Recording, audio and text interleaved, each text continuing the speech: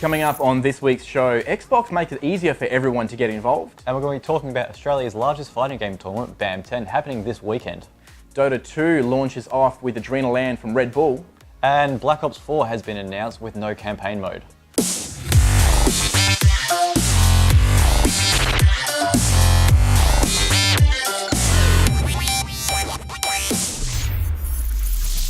Welcome to Flaktest Gaming's The Weekly Patch, Round 3. I'm Jacob Lord Mantle Corelli. And I'm Phil BT Smith. Mate, thanks for coming and joining us on the couch. Mate, thanks for having me. Pleasure to be here. I feel like, I don't know if it's me and people are coming down and doing the show and then being like, I'm never coming back again. That's why we have someone new all the time. We had Pete, then we had Starrell, now you're here. Well, fingers crossed, I'll be back soon. Yeah, well, at the end of the show, you'll have to tell me how I did. Oh, well, I think it's the other way around, isn't it, mate? Well, no, mate, we keep asking people to come back. They just don't come back. Ah, well, I'll be back. Okay, all right, no worries. We'll have to get you back on. Mate, we're going to be talking about some news today, and first up is Xbox have brought out this new adaptive controller. So, have you seen anything about that? Yeah, I have. It looks like a DJ deck. It does. It actually looks. It looks almost like the DJ Hero decks. Yeah, very much that you could get. And so it's pretty cool. It came out of a 2014 hackathon that some Microsoft guys did. Yeah. And the whole idea of it is, like you and I have both hands, both feet. Yep. I'm assuming you have 10 toes. I haven't checked. We didn't check beforehand. I do. You do? Oh, excellent. But we are completely able to pick up any controller and Yes. play a game, no problem. But what a lot of gamers don't think about, a lot of people don't think about, is there are plenty of people who enjoy video games who might only have one hand or might only have one foot or have a variety of disabilities that make it really hard for them to engage in the game. So Microsoft said, we've got something for that, and it looks like two DJ decks. We'll have it on the screen. And it also has, like, Apple would be really upset at how many 3.5mm jacks I've seen that thing. are on here. There's about 12 of them on the back. And the idea is you can customize it and set it up for however you're able to play. Yeah. So it's $99 US. No word on Australian pricing yet, but it should be available pretty soon, and it will allow a lot of people to get into games. And actually, there's already some professional gamers who have disabilities, but it'll allow more and more people to engage in those games. Yeah, I think this is amazing. Like, I come from the fighting game community. There already are a few established people with like muscular dystrophy and stuff like that have disabilities, but still doesn't stop them from playing these games. There's this guy called Brolly Legs who can't walk and he can't use his hands. Yeah. Brolly Legs, yeah. And he can't use his hands, so he plays with his tongue. He plays Chun-Li on Street Fighter every game with his tongue. With his tongue. And he makes it out of pools. He gets like top 32s and stuff like that. I mean, I have all my faculties. I can't play to save my life when it comes to fighting games. Yeah, I'm more capable than he is, and he could beat my ass. Yeah, well, what do you do? Yeah, exactly. I mean, you better start practicing with your tongue. Oh, well, that's it. But you were saying just before, there's BAM. So tell me about BAM, because this was new to me. Like, so I'm into esports, obviously, but there's so many different things in esports. Yeah, so the fighting game is kind of, like I mentioned before, I see it as the wrestling of esports. It's kind of its own thing. It's a bit of a spectacle. Yep. Like, it's all about the drama and the storylines. Yep, sure. And so Australia's biggest event is happening this weekend. It's called Battle Arena Melbourne 10. It's the 10th one happening at the Melbourne Convention Centre. It's featuring some of the world's best players from Tekken, Street Fighter, Super Smash Bros. And there's about 30 odd games going to be there. I saw the list. It's like, if it's ever been classed as a fighting game, it's there. It's on there. And of course, as you said, there's the classics of all the different Smash games and Street Fighter and Tekken and Marvel versus Capcom. Yep.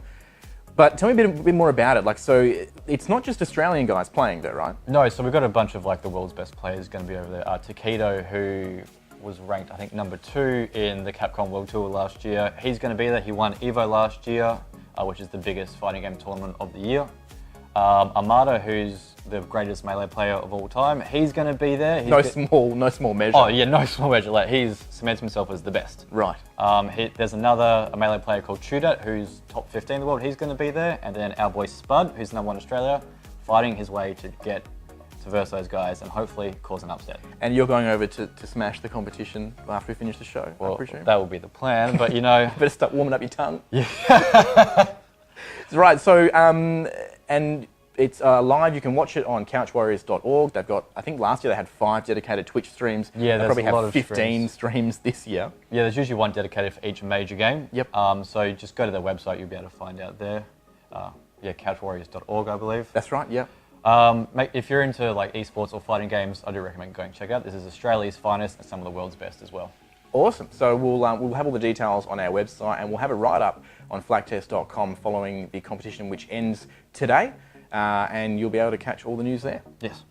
Awesome. Let's have a chat about Dota 2, which is interesting for Flaktest because this year in our regional league we've introduced Dota 2 as our MOBA game, and it's been around for ages, right? And it's like one of the penultimate esports titles. Yeah, that's that kind of paved the way for everything. Absolutely. You know, with the international and the prize money for that's gone up to millions and millions of dollars over the years. Ridiculous, mate. But what's amazing about that is it's all crowd raised. It's all raised by the fans. The Red Bull are, of course, really into esports, and they're sponsoring an event that's coming up in July 27th to 29th, I think, in Canada. Yep, that's very cool. Yeah, but it's not just not just Dota. It's Fortnite as well. Yeah, so Fortnite's kind of been like this game that just blew up.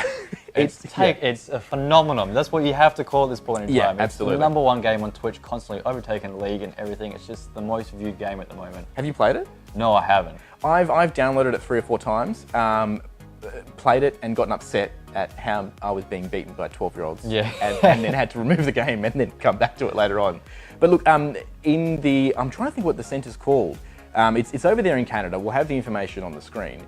And it's going to be 400 Fortnite players playing duos, so 200 games, and 16 Dota 2 teams battling it out in Canada. Very cool. So yeah, we'll good old Canada getting the spotlight. Well, mate, it's just the right thing to do for Canada. It is. Oh, Canada. Oh, Canada. In fact, we've got some Canadian staff here. Oh, really? I might see if I can roust them up to sing the anthem a bit later on. Hands on the heart. That's it. Hey, a game that I am never amazed when they bring out another title, because it seems like every year there's a new one coming out. Yep. Tell me about it. Well, you got Black Ops 4, so it's the 4th Black Ops. Call of Duty, it's been a yearly release since, let's say like 2005? Every single year they pump out a game. Yeah. But the funny one with this one is they've taken out the single-player campaign, which was my favourite aspect of the games back in the day. Yeah, I mean, I think they put a lot of effort into the single player to some extent, but people just weren't playing it. I mean, there's like I enjoyed the single player, you did, but probably the majority of people had it for the online, just for the online. They've taken out single player. They haven't given us nothing. They've given us Battle Royale mode, which seems like every single game just adds Battle Royale because why not? Yeah, it kind of seems to be like the cash in, like easy out at the moment. I think it would have been really cool if they added it with the single player campaign, but it kind of feels like a cheap cash in at this point in time. Look, more and more games are going towards putting Battle Royale in, more and more games are going towards the multiplayer focus, even something like Destiny 2, which when you had Destiny 1, it was pretty well balanced. But in Destiny 2, they've really focused hard on, we need to make sure that everything points towards the multiplayer, towards the Crucible matches, at the sacrifice of the story mode, right? Player, and I didn't like that, because they ruin a lot of good guns, because they're too powerful. If you have an exotic gun, Bungie, it's supposed to be powerful, that's why it's exotic. I don't know, that's my 2 cents. But interestingly, with Black Ops 4, you can't buy it on Steam this time. Yeah, you were saying it's going to be on Battle.net, which is a Blizzard product. Blizzard's Battle.net. Now, Destiny 2 was the first third-party title available there. And now with Black Ops being on there, maybe they're looking to branch out and become like a games distributor? Yeah, they could be like the next sort of Steam even. Well, I mean, Steam's had no competition, really, for such a long time. And if you think about like what Blizzard do, they always do it so well. You look at every game they release is just quality. Every game is a AAA title that is like #1 in its field, pretty much. Exactly. If anyone's going to do it, it's going to be these guys, I believe. Yeah, I mean, when I first saw Destiny there, I was a bit like, oh, Blizzard, why have you sullied your name with this game? No, but I do love Destiny. But I was just like, oh, Blizzard, But you know what's interesting is you can rearrange the games in Battle.net client. You cannot bring any of the third-party titles higher than their games. They were like, we'll sell your games, but we will be #1 in the list. So it kind of, maybe it seemed, because I think both those games are published by Activision, I believe. That's right. So it could be a little deal going on there. A bit of cash under the table. Yeah. I wouldn't be surprised. Hey, with esports, there are lots of people who are up and coming in esports, and it's this kind of field, it's real grassroots, right? We're sitting on a couch at the moment. It's a very comfy couch. It is a very comfy couch with really nice pillows. But esports is grassroots. So if you're new to esports, you might not know how to do do broadcasting or how to build your digital brand. But fear not, after the break, Pete is going to be chatting to someone who can let you know how to build your digital brand.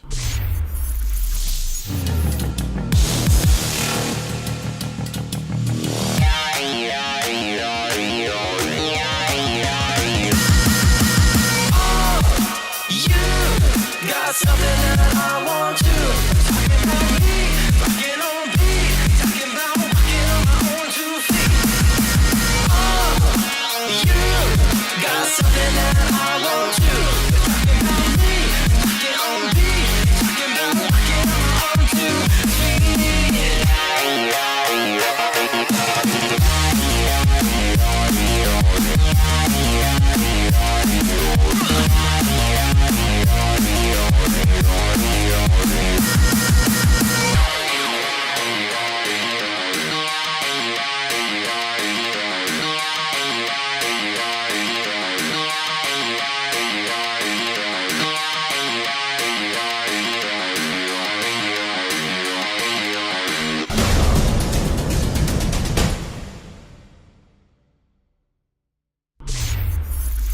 Welcome back. We sent Pete out to talk to Dan Vandermeer, the Triple M Network Digital Content Lead. That's a mouthful. It is indeed. I don't know how he has his business cards. It must be this long. Yeah. It's like the massive checks. Yeah. It's my business card. Pete talks to him about building your own brand online. That's right, and after that, we're going to be checking out the featured match for this week for round 3 of the Flaktest Regional League. It's DOTA 2. It's a classic East meets West. It's St Nortbert College Cannons versus the Good Shepherd Catholic College of Queensland. That'll be coming up after the break. Yeah, guys, thank you very much. Joined by a very special guest today. This is Dan Vandermeer. Hello. Hi. How are you? We work together here at Mix 94.5. What is it you do? My official title is digital content lead, but it's had a lot of name changes over the years. It was online content producer, and then it became digital content producer, and then something else, and now I'm digital content lead. Okay, so everything digital. Everything digital, right? So basically the website, the Facebook page, social media, all of that sort of stuff, and not just looking after that stuff, but generating content for that stuff as well. Correct. Right, so like videos. Like this video we're shooting right now, we're shooting it on your camera with your microphones in it. And I'm going to edit it and put it together for you, yes. Look at you go.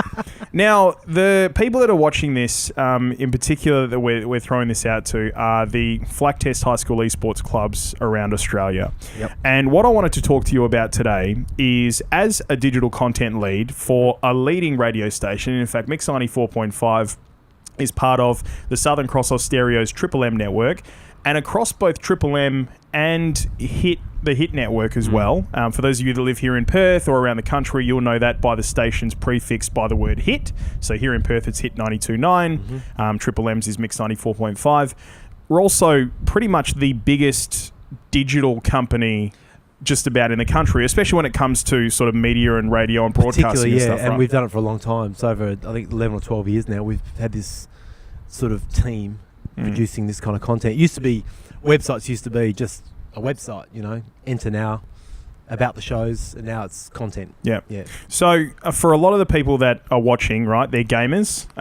They are Twitch streamers. Yep. And a lot of the people that they watch are very successful Twitch streamers as well. So the thing that I wanted to talk to you about today is how you go about tips and tricks and so forth, building your brand online. Because being a gamer and being in the esports industry, the vast majority of it is online, whether it be via Twitch or YouTube or, I know for us with some of the work that we do with other things, it's about creating your own content and then being able to work out how to drive that content out there to get hits, clicks, views, followers, likes, all that sort of stuff, right?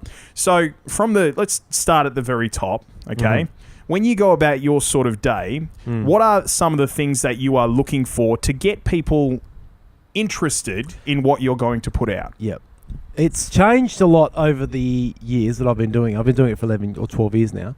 I guess the one thing that's stayed the same with me has been people are curious creatures. And if you can find an angle on anything you do that piques someone's curiosity to check it out, especially in a saturated zone now, which digital is. I mean, everyone's got well, lots of people have got a social account that's linked to a Twitch channel or a YouTube channel or a website or whatever, and they're all trying to get competing for those eyeballs, you know, Right. which is what they call it. To me, it's always been about trying to find either a unique take on something. There might be, let's say it's a esports tournament that's happening in America that's the biggest thing for the week. Okay, let's bring it home. Sydney's Intel Extreme Masters is happening in Sydney. Happened a couple of weeks ago, but that's happening. So let's say there's probably 50 organisations covering that. I know that's just a guess, but let's say you've got to try and find some kind of unique angle on it, whether it be, and that's where the content comes into it. Is it a video piece on the star gamer or star of that tournament? Is it a prediction on who's going to finish the top 10? You know, those different kind of content angles you can take on a central bit of happening, being this tournament as the example, and bringing your take in it. And if you do it, not do it right, but if you, and it's all pieces of a puzzle that come together. So it's not just the content angle, but then it's also the headline you write. Is it just a video? Is it a native video? Does it go to YouTube and you link to that? You know, it's to get more eyeballs that way. It's all these things you've got to consider in making a point of difference that will get someone clicking on that bit of content. Rather than somebody else's. Yes. Right. And that's the thing too, right? Because you've got, with things like esports, I think, and particularly sports in general, you've got a lot of people who are very interested who have a lot of time during the day to go and click on various sources. Yep. I do it with gaming. I've got 3 or 4 websites I probably go to 5-6 times a week just to see what's new. Yep. It really, like with stuff like general news, you've sort of got people who will generally just come in and out and have a look at what's happening, you know. And then with peak interests like esports or gaming, traditional sports like AFL, I go to an AFL site and there's a few of them 4 or 5 times a week just to see. Yep. I think people have a innate need to go and see what's happening. So you've got this advantage, I guess, where you've got people wanting to come back and suss out.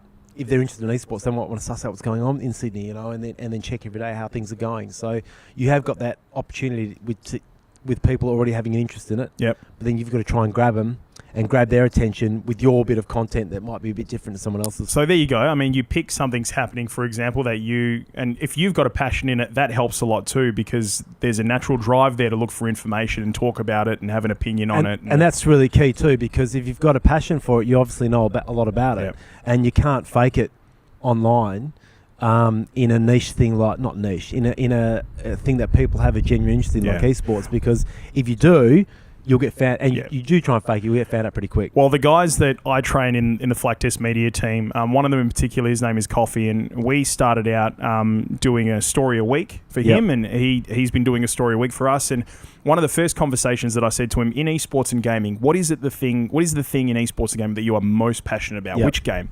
And he said CSGO, Counter-Strike Global Offensive. Yep. So I said to him, all right, let's target that, okay? Because you got such a passion for it, you probably know a heap about it. Yep. Let's write your first story. The Intel Extreme Masters were on at that time. Let's write your first story about that.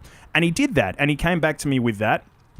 And it was good, right? But it was a very shallow piece from the perspective of it just basically told people the same thing they could find anywhere else, right? So I went back to him and I said to him, okay, now you as a CSGO fanatic, I want your opinion on this, okay? I want your opinion on everything that you've written. I want to see that in the story, all right? Because that is the stuff that I can only get from you. I can't get that from anybody else. So you're finding unique ways to capitalize on content, right? That's the first lesson. Now that we have our story that's very unique, we've told our opinion about it, we've written a cool article, or we've done something different, we've maybe gone and grabbed a Wicked interview or something like that.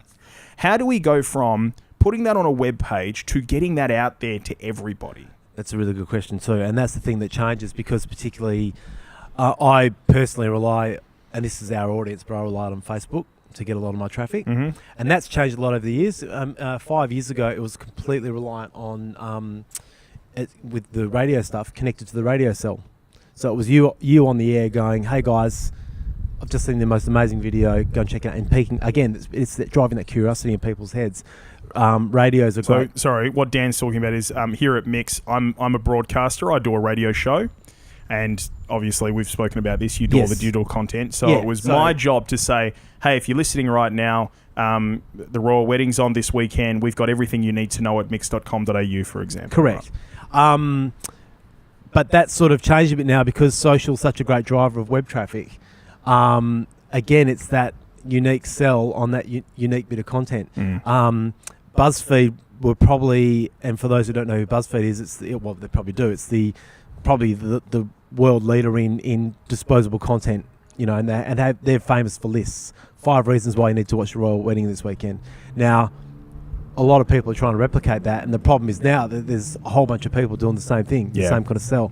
So now it really is it's a mixture, and I really truly believe the way to stand out is to mix up your content. Yep. So if you shoot 10 videos a week, make 3 available native to Facebook, meaning you just put it straight up to Facebook without a YouTube link or a website link, just straight up there.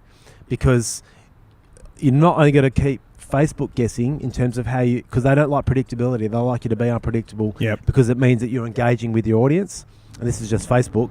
But keeping it unpredictable in terms of how you sell it and sell content will not only keep Facebook happy, I think, but also keep the punters guessing, and I think that's really important as well, because the moment you become stale and predictable, people get tired really quickly. So that's one of my key learnings, I guess. Yep. Now, as a content creator, right, and putting that stuff up on social media, you're now going about the process of doing that. You've probably got a whole heap of different stories that you want to roll out there.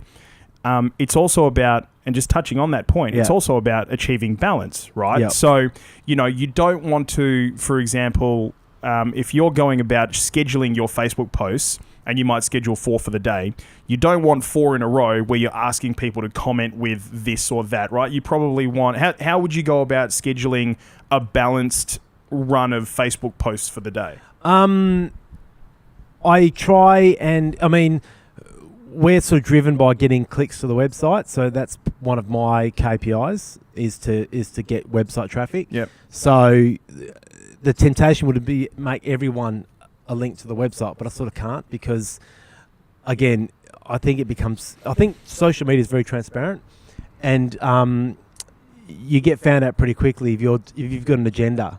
So you've got to sort of... Yeah, right, okay. I genuinely... So people would be looking at that going, oh, well, he's just trying to get us to the website. He doesn't really care. It's a classic Boy Who Cried Wolf thing. If I make everything, oh my God, you need to see this thing right now, then people will get disappointed, because... And that's the thing too. Everyone's got different tastes. There's something I might find hilariously funny. Yep.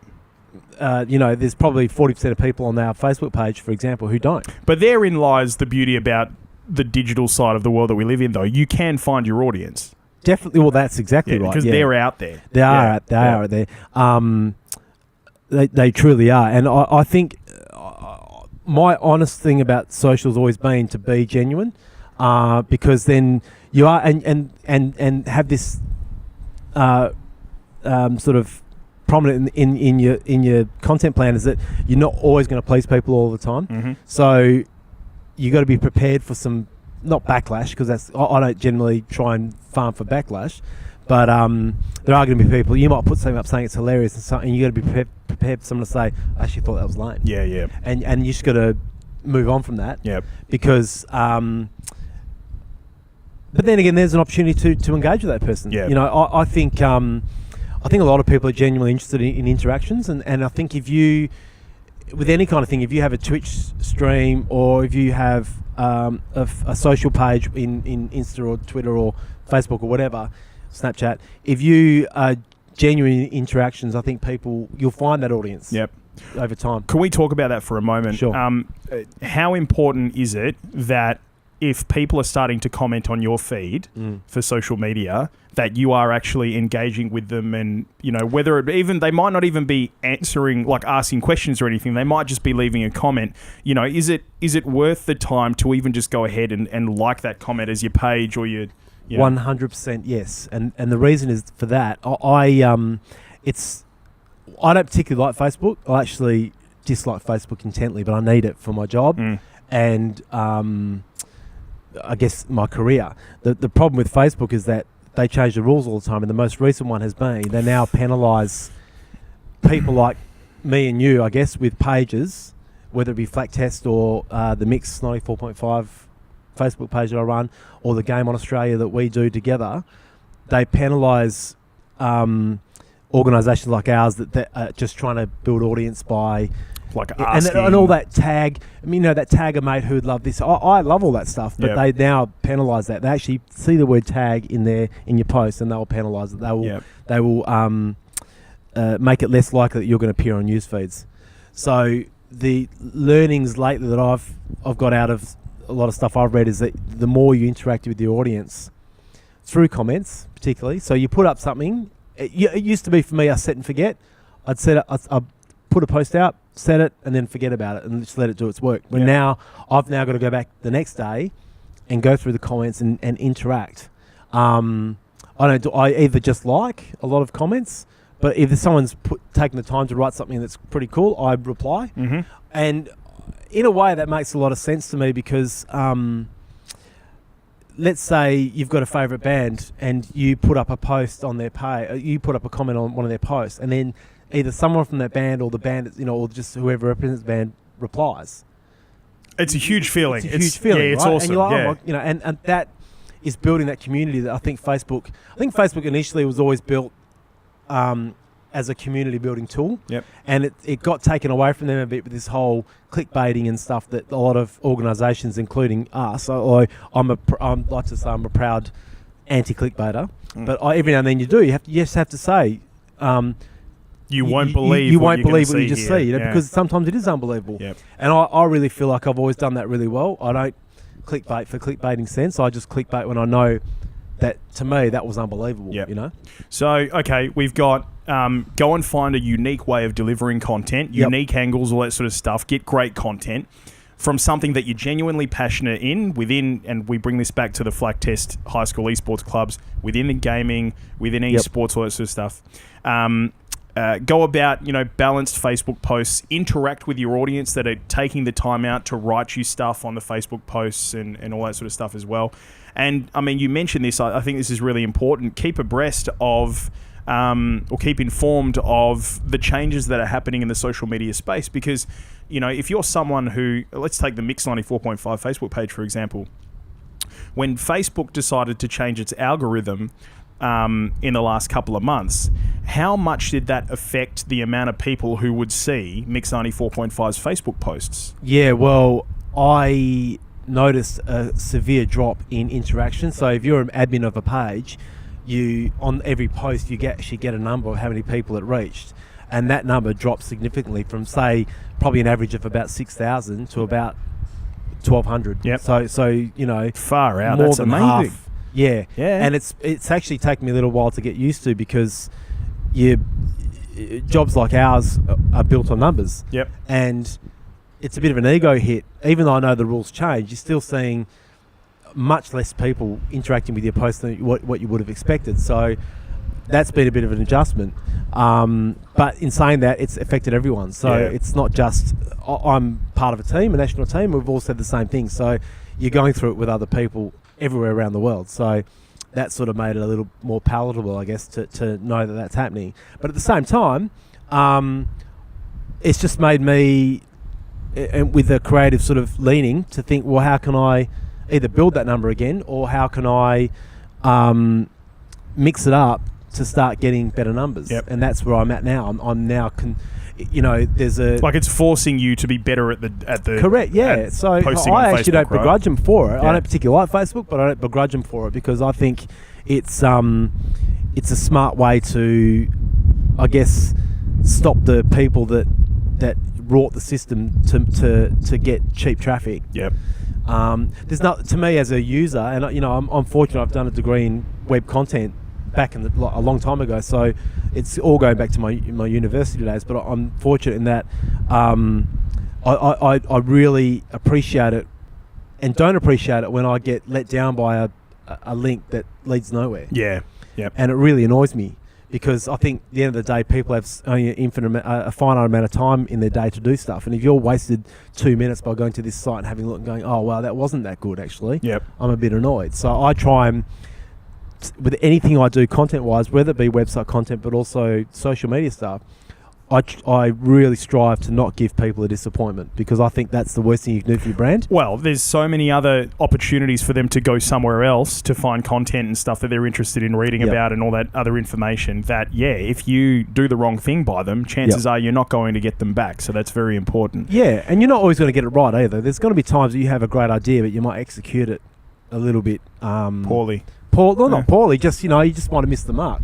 It's like anything. I really feel creativity and content particularly is like a fitness for athletes. And if you are unfit or you're out of the zone, you might miss the mark a couple of times, but then you sort of learn from your mistakes. And as long as you continue to improve and try to improve, then I think you'll be fine. Keep working at it. I could talk about this stuff all day. So could I. I mean, we're content guys, so I absolutely love this stuff. So some of the things that we've learned throughout this chat, Dan, go out there and find the unique ways of capturing information and delivering that information to the audience that you want to capture.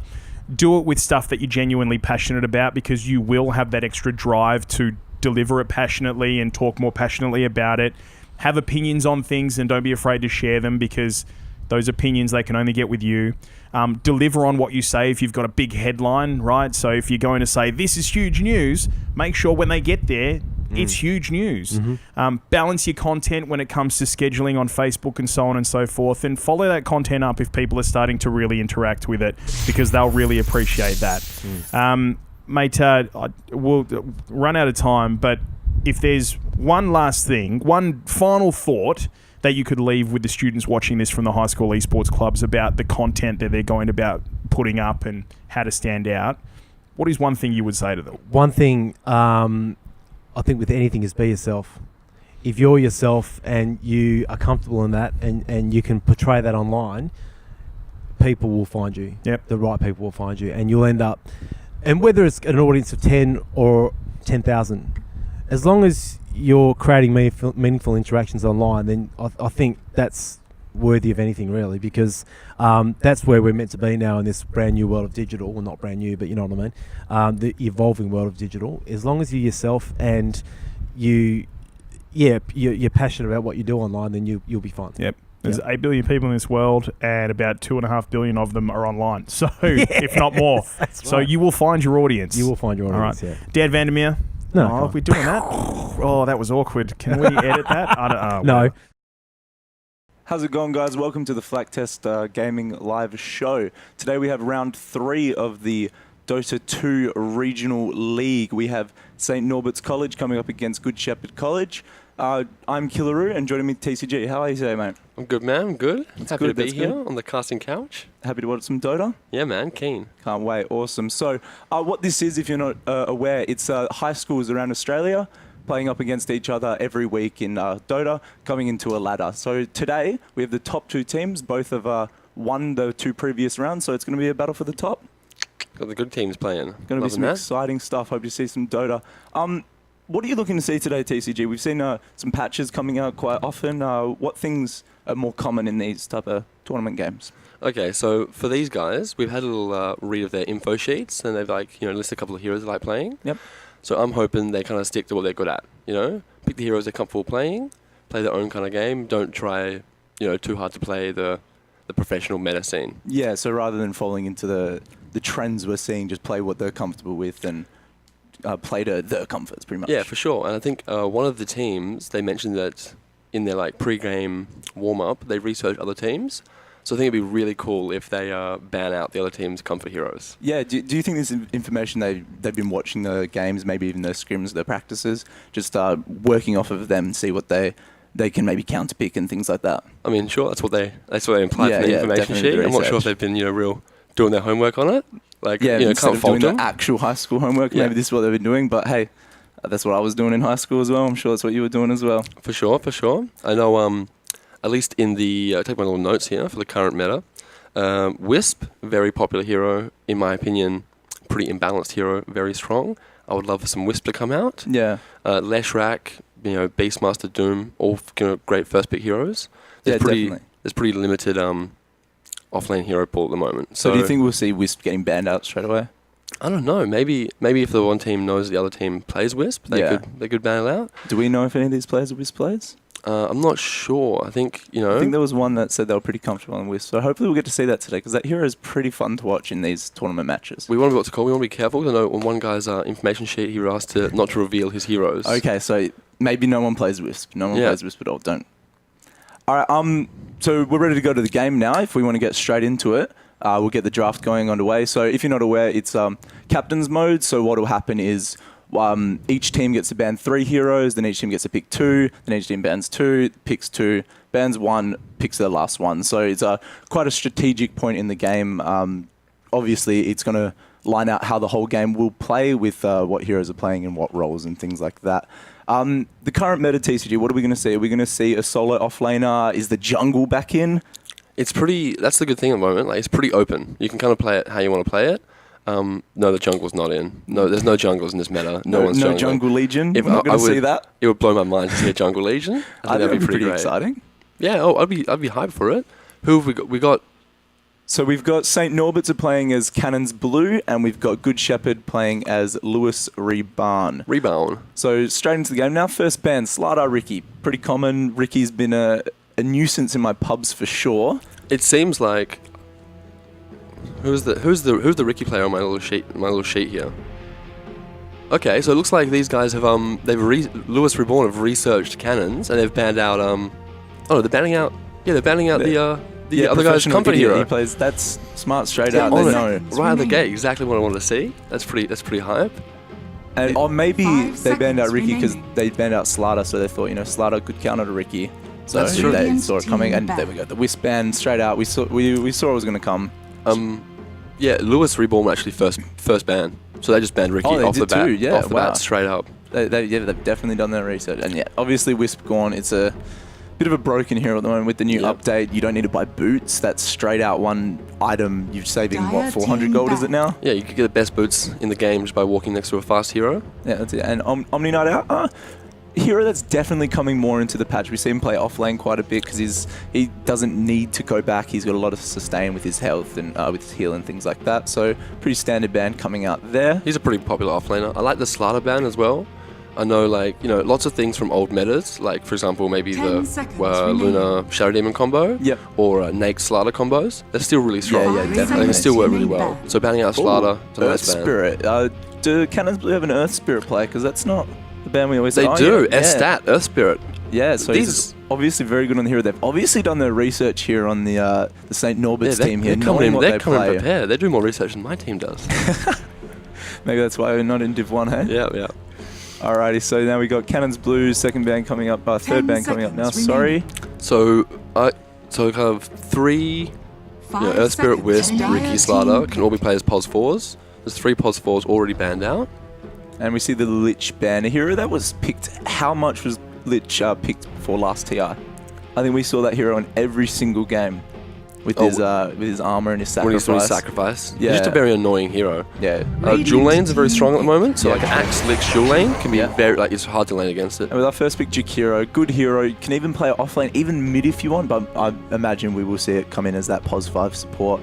Good slow in lane, helps you win the lane with his the damage over time as well. Good pusher, good counter pusher with his ult as well. Just a good hero all around, I reckon. I believe Good Shepherd, Lewis Reborn, they're the team that likes to do a bit of push. Yeah, they do like the push strats. Great opening pick from them. Has a bit of push in it. Very strong laner, which is really important. Like if you lose your lanes, 80% of the time, you're going to lose a game. Yeah. In the coming game. So Cannons Blue going into the reserve time already, really just thinking what they want, and they have picked up a Lion. Just another good POS 5, good harass, good damage, good stun, drain the mana from the off laner, just a nuisance in lane for sure with the Hex, the slow. Great hero. Not so good for pushing. Okay for counter pushing, but good damage and things like that. So the biggest thing about Lion is the change to Earth Spike, costing less mana now. Remaining. Yeah, so much before that, you used to be able to cast 3 Earth Spikes, I think, or maybe 2. Before we had to start mana draining people. Yep. But now you can cast 3 or 4 Earth Spikes, and you can still level up Hex level 2, so you don't have this kind of awkward mana drain. Yeah, and of course, mana drain has a slow now, so he's not as useless in lanes anymore. He's actually a pretty helpful hero now. Yeah, so still going to the reserve time. What do you think? Do you think we'll see the POS 4 here, or will they go for an early carry pick? What's the current drafting meta? What do we normally see? Usually, you want to, a lot of, like, I'm expecting like an offlaner here. No. Oh, so they're going for the Okay. Shaman. So the Shaman line, it's pretty common, definitely in my pubs. Once again, really good in lane, that shackle. How long does it last? 4 seconds? I think it's 3 level 1. 3 level 1, that's insane amount of control, especially if it's a solo laner. That's pretty much a guaranteed kill. If you're running a tri-lane, you've got your stuns. Ooh, Pudge. hello. We love to see this hero. It's just, this hero can win games with one good hook. It's So already though, it's looking a bit scary for cannons here. Like they've got 2 supports who are completely single target focused. They got some Yep. push with Shadow Shaman wards. Like they got some relatively strong, like a lot of kill potential in their lanes. They got a lot of disable between those 2 supports, but they're not strong late laners. Shadow Shaman's strong, like he can right click really hard.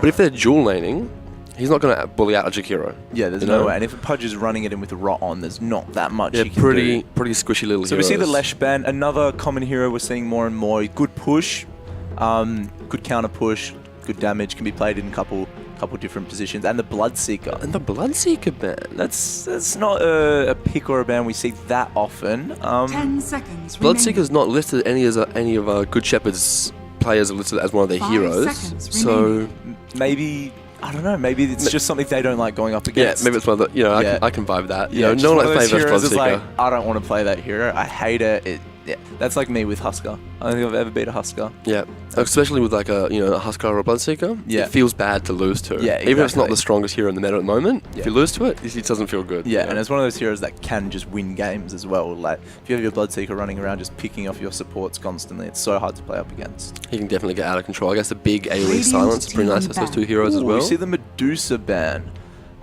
Loving it.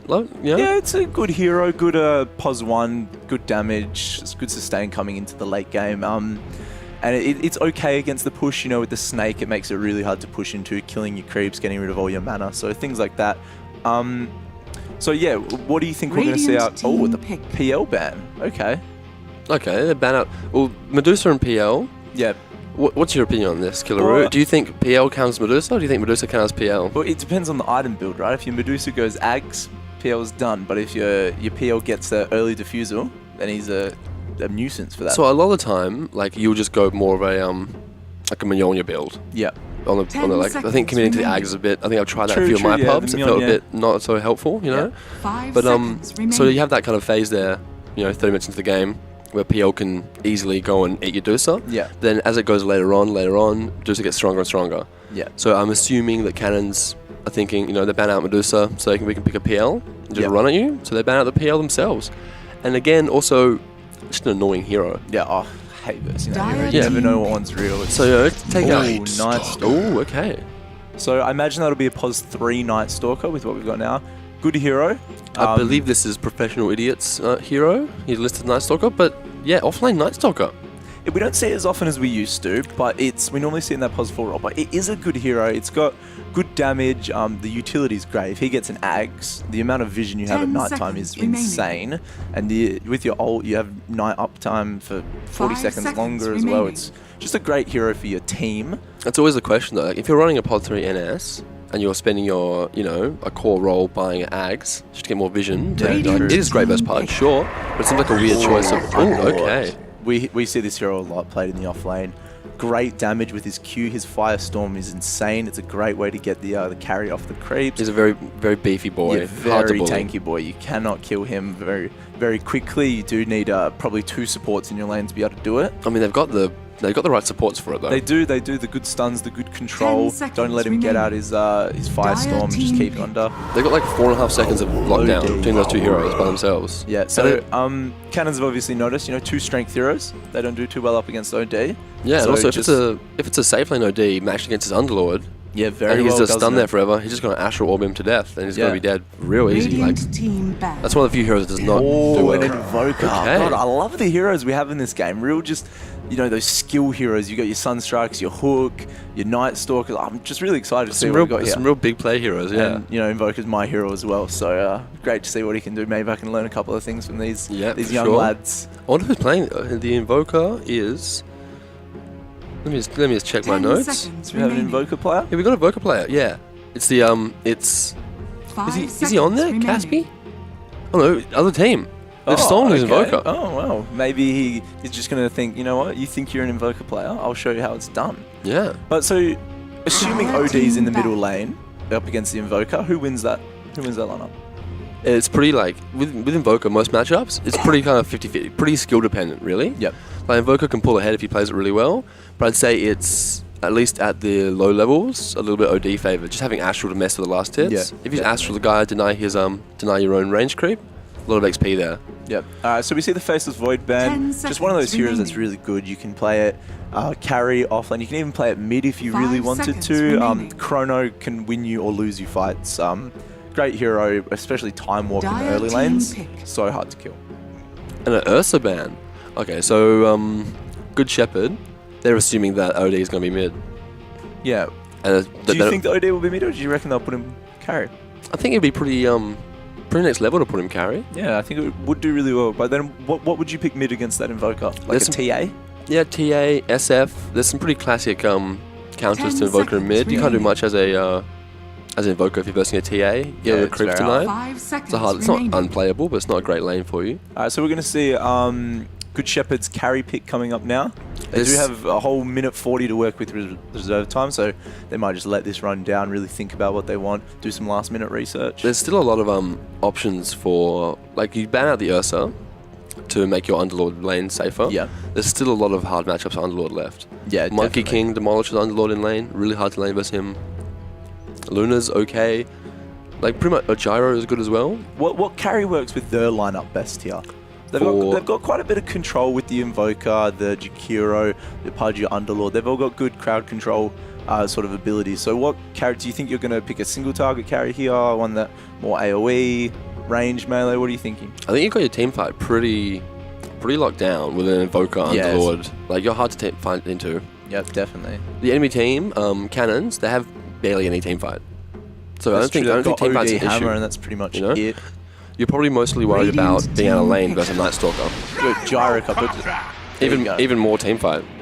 And that is a good hero. We're seeing it a lot more. Flat cannon, great ability. Farm up those creeps, get that gold, get that Agnums. We're seeing the Agnums a lot more. So I originally thought that Agnums was really, really bad. Yeah, it came back. Why is it good? I still don't understand. Why is it good? It just gives you an extra attack and good stats. Oh, okay. We don't see Slark much. Not in his Captain's Mode game. Slark's coming back. Is he coming back? Yeah, he's coming back. I don't want him to come back. I hate that hero. No one does. I've never beat that hero. No, LGD just recently, they won a tournament, won a minor, beat Team Liquid, playing some Slark. Oh, look, we got a Pudge Arcana. So, okay, like, the options kind of here for cannons, they could have gone for some of the classic gyro counters, Juggernaut, Nakes, being magic immune, really nice versus gyro. Yeah, most of what it does is magic damage early game. Slark, although pretty good versus gyro in general. Once you get fat, you've got like a Scalia Nullifier, you just jump on him and he's dead. Yeah, and with his ult, it's good because all that magical damage coming out, just heal it back up with the his ult on you. For this team, there is every single one of those heroes has AoE magic damage. Which is not really what you want to play against this Slark. Yeah, it's dangerous. He's not a very strong boy. He's quite weak, especially early. They've got a lot of control for a Slark and his ulti. Yeah, maybe they were just thinking, if a homing missile's coming at him, he can just press Q. It's good, and he'll be all right. All right, so we'll just look at the players and see who's playing who. So on the Slark, we have Estat. On the Shadow Shaman, what is it? That's a very long name. What does it even say? Ebby Chuban. We've got Yikes playing. Let's call him Ebby. Ebby, much easier. We got some memeing in the old chat. That's what you want to see. Oh, the voice lines. That's what you want. Best thing about the compendium. Oh, God. It's great for the casters as well. And with the new level system coming with Dota Plus as well, the heroes have their own voice lines. So you got Air on the Pudge. Hopefully, it's a big Dendy fan. Gonna make some big plays. Spooky Web on the Underlord, I believe. All right, so looking at the lanes, do you think the Pudge is going to stay bottom, or do you think he'll just maybe try to get a first blood at the Bounty Rune, or try to get a first blood with the Rot and then rotate top, or do you think he'll hang around? I'm not sure how much he can do bot, but it looks like... I'm not sure if it's Lion. I'm not sure if Lion's going to be staying top or not, which is V Yikes on the Iron. Pretty great name, by the way, and Professional Idiot on the Night Stalker. Okay, so bot, it's the Slark and the Shaman. So Night Stalker Lion lane. How does that go? They'll be going up against a Slark and a Shaman. Not a Shaman, sorry. Who's their other support? I've forgotten who they picked. The battle begins. Oh, A Jakiro that's and right. a... Is that There's Slark? not much control in that lane. It's a Jakiro and a Gyro, if I'm not mistaken. Oh yes, you're correct. So like, that's pretty easy. It's a pretty easy lane for them. And Pudge staying bot versus a Slark and a Shaman Ooh, down there. Block already for the Invoker. Oh, I do that. I'm famous for missing my blocks. All right, so he's come up with the Oh, he's going for the wand first. Do you think we'll see a Midas on the Invoker, or probably not. It's not very meta to go Midas Invoker these days. what is it? It's the Treads It's at the moment, the isn't Treads it? Aghanims. Treads ads, we'll see. But really good block coming out from Caspi here. Yeah, so and already off already, to a he's bit of already advantage. denying, doing a lot better than the Invoker. Missing that last hit there. Oh, Should have Astral dodged. Orb level 1. Oh, we don't see that. We normally see them go for the trap. Why do you think he's Astral done Imprisonment, that? Arcane That's the one. Orb. Yeah. Very similar sounding Yeah. spells, you know. Oh, pardon me. So, Underlord Pudge, how does that go? I guess if you trap them and then rot, that's so much control that they're pretty much dead, right? Before the trap's even finished, especially if you've got a Slark and a Shaman. Yes. Very weak heroes coming up against very strong heroes. So I was thinking they'd be running a tri-lane with this Slark, because Slark's pretty much only weakness is his laning phase. But this Pudge and this Underlord, they can bully these two heroes pretty easily, you know? I see Pudge just walking in there, you know? Taking a bit of damage there, but that's how you play as a Pudge. You just run at them, hope for a mistake. Yeah, playing the mental game. That's you know, it. keeping them scared, just running at them, you better run from me. So we see the stick coming out on the Invoker. That's pretty standard, right? Almost every hero these days buys a wand first. Yeah? I'm assuming that he thought he would be getting Imprisonment first. imprisoned yeah, over and over again, but Yeah. it seems like Caspi, he's thought mind, ahead. he's thought mind ahead. gamesing him. He's playing this 200 IQ. Alright, so in the top lane, we just got the Jakiro, just doing what a Jakiro does. Sit in that side lane, harass away at the carry, and just make their life living hell. And Gyro, sorry, just sitting there, just loving it. Ooh, good earth spike there, saving the Night Stalker. Oh, they're going to turn it around, coming in with the Hex. Night Stalker's getting a bit low, though. Yeah, Does he have a salve on him? Does he salve up and stay in lane? Because I know Gyro does not have a salve. Doesn't look like it. Just going to tango and heal up and maybe have a little bit of a truce. Okay, so this lane, it's going to be pretty, like, it's going to be Jakiro Gyro favored for the first levels. Yep. But as soon as it hits nighttime, and you're a Gyro versus a nighttime Night Stalker with a couple of You're levels. hiding under your tower, Yeah, it's going to be pretty scary. So there's definitely kill potential there. But if Yes. they manage to keep the Night Stalker low, it might be a bit hard for him. I mean, I'd like to see if nighttime comes out and he is low, Call that a salve. yeah, take out a salve, get a shrine, and go get some kills. Yeah, very Yeah. true, very true. Especially if that Shadow Shaman rotates up and just has to leave the Slark, but they can definitely get kills up there. Yeah. But what I'm worried about is the Slark having a hard lane. Like, Underlord has insane base damage with Atrophy Aura. Oh, If a few definitely, creeps die in the lane, he gets all this bonus damage and just denies creeps, like he's doing now. Yeah. Just denying creeps in Slark's face. Shaman's pulled the lane though. So Okay, yeah. this would definitely help the Slark a lot. Though what's Slark's last hitting under tower like? It's not the worst, but it's not like you're not loving it. There's no Invoker with triple exhaust. No, But he's managed to get one. he's probably got a Quelling Blade. We will by see now. that from Invoker 1. We will see the Quas Exort build. The Quaswex isn't really in the meta, is it? Yeah, no. If I saw Quaswex, it'd be pretty amazing. So yeah, he's going for the boots. Do you reckon Midas? Because he hasn't queued up his treads. Well, usually we see double null as well over the magic stick. So instead of magic Interesting to stick, see he's what got he double does null. here. But he might go Midas, you know? How's he going? So the OD is heavily winning that middle lane though. Yeah. We look, he's got 19 last hits to 8 denies when Invoker's only got 4 last hits to 1 deny. Oh so God, he's struggling. no, yeah, that's rough. Yeah, that's definitely rough. But we are seeing OD low. He has had to call out a salve. He's used all of his tangos. He's used his clarity. You can see OD Caspi on the OD. He's running double null. That's So what much you extra want on base that hero. damage. It's Every time it hits you insane. with the Arcane Orb, it hurts real bad. Yeah. So it's a pretty tough lane. As Vodka goes on though, he'll get more points in Exort, so he'll catch up on that base damage. Yeah. But So up top, what do we see? Night Stalker, he's only got 3 last hits, but you're expecting that in the offlane, especially with this matchup. Gyro Jakiro really should be winning. well, this you lane can see and pressuring it. Gyro's not farming too well either. He's got 7 for 5, you know? Yeah. Really, Underlord and OD, they're farming the best on the map by far. So Jakiro's just pulled the wave, maybe a little bit early there. We've got some real scrappy lanes, like, you know, everyone's struggling, everyone's battling for last hits. It really seems like just a bit of a fight for those last hits. Maybe they're Okay. focusing too much. We got an Invoker roaming. An Invoker wraparound level 4. And I'm talking And they nighttime scouted this, NS. and They just the added timing's just not on. it. Nope, they're gone. Needed a missile setup. That is not good for the Invoker. See, I Look think- at OD.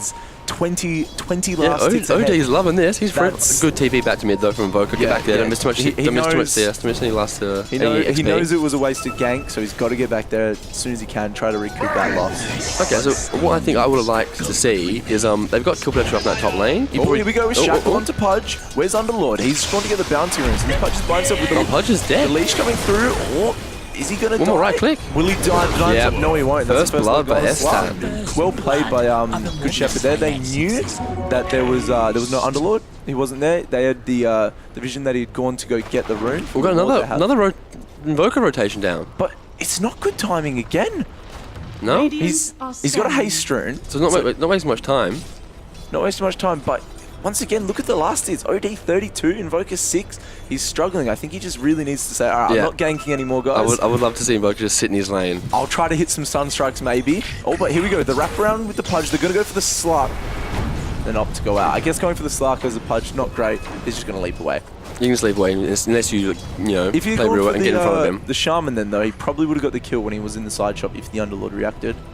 So we see Nightstalker. It is nighttime now. Nightstalker coming to the middle lane. Jakira's probably just dead here. Oh no, his Invoker's coming along to help. So if we look at the levels, OD, 3 levels ahead of the Invoker. Invoker same level as the Lion. That's a real worry. He's definitely struggling, but maybe, maybe he can get in the jungle with some Forge Spirits with his Alacrity and get some levels happening once his laning stage is finished. I mean, I think I'd really like to see a Pudge gank come mid and take down this definitely. OD. Grab a smoke, come mid. But it's not like it's actually gotten to the point where it's not the easiest kill. Like No, it's OD's got not. a decent amount of HP, and Invoker's not giving that much damage out Yeah. at such a low level. So Maybe they just want to opt, just push bottom. Look, they've already got it almost halfway on the tower. They've got a catapult. Oh, that's a good hook. With the root, Slark is very low. The Sunstrike will miss. He's leapt into the trees. Does he have a TP scroll? doesn't look like it does. Oh, and that fight. Oh, he does have a TP. Looks God. like he will. Oh my God. Only just get away. Maybe if Invoker just held the Sunstrike a little longer, or did it just as the root happened, might have got the kill there. But you can see Chili Fosh is definitely playing under pressure here. He knows, his lane is lost. He's really got to try to get those Sunstrikes. So did that Sunstrike connect or did it No, miss? it didn't connect. It didn't. He leapt out of it. Oh, okay, okay. Yeah. So he's probably throwing them a little too hastily because he knows he's under pressure. Yeah, I would like to see him with that Sunstrike. I would also like to see S-Stat on the Slark just immediately TP. Yeah, definitely. Oh, he didn't TP back. He TP'd to lane.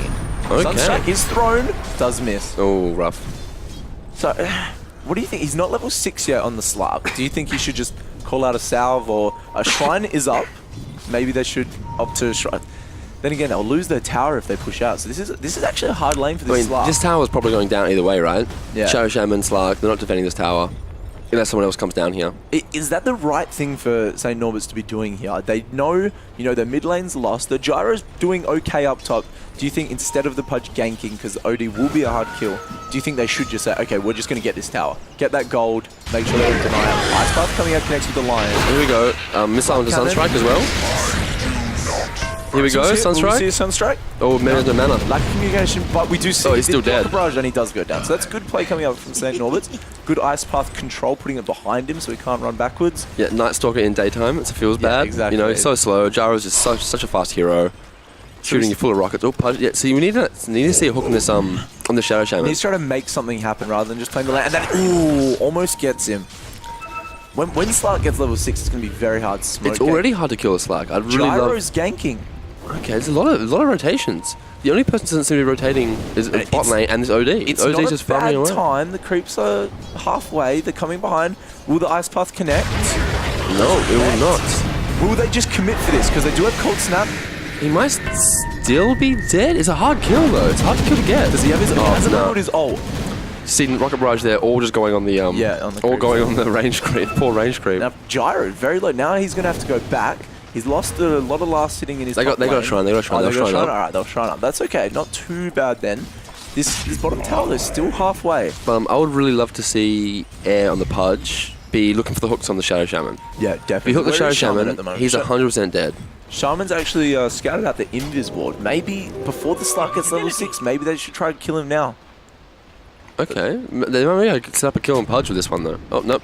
Never mind, no invis. Break the invis with the ward. That's fine. I mean, it doesn't matter too Vision's much. probably more They can just run important. up to the pudge. Yeah, honestly, if he does a wraparound. It's just who dies faster. Okay, so Invoker up top. They're going to go on the Night Stalker again. Cold Snap comes Oh, out, Rocket the Barrage, double and stun. Missile. Ice Path going for the Lion, though. Opting to Sunstrike the Lion, but they will kill the Night Stalker. Oh, and that's a good Ice Wall catching. Ooh. That's good rotation for Invoker. Chili Fosh. He needed that. He needed that. Crispy ice ball there. You don't see Ice Wall so much in Invoker. I don't use it. Yeah, no, I can't use Ice Wall. It's too hard, man. So Slark, still not level 6. He's got level 6 now. level 6. He's going to heal up, and now it's going to be very hard to kill that. So the hero. lane's much easier for Slark, but he's not stopping this Underlord from farming. And can we see Underlord's items? What items is Underlord going for? Okay. Yeah, so the He's gone for the mech. as you do. Okay, but this Underlord is going to be incredibly hard to kill if OD's not there. Yeah, very true. OD's really the only, like, this Underlord's not going to be very threatened by the Slark or the Shaman.